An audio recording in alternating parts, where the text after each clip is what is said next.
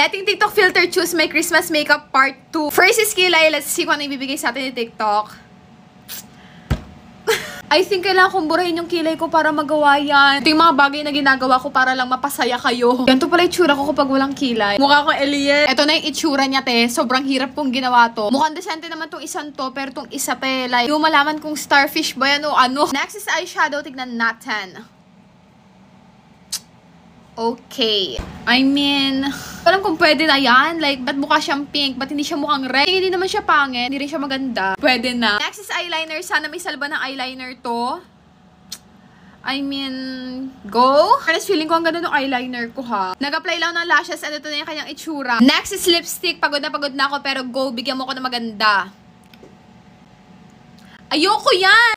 Hirap na nga ako sa kilay ko. Yan ba ipapagawa mo sa akin? Ayoko yan. Nag-iinit na yung ulo ko, ha. Pagod na ako. Hey! Maganda na sana. Sinira lang ng lipstick. Tagal kong ginawa tong makeup na to, hindi ako makapayad na ganun lang yun, te. Ayan, mas okay. Pwede na yan. At mino ko ano naman challenge ang gagawin ko next.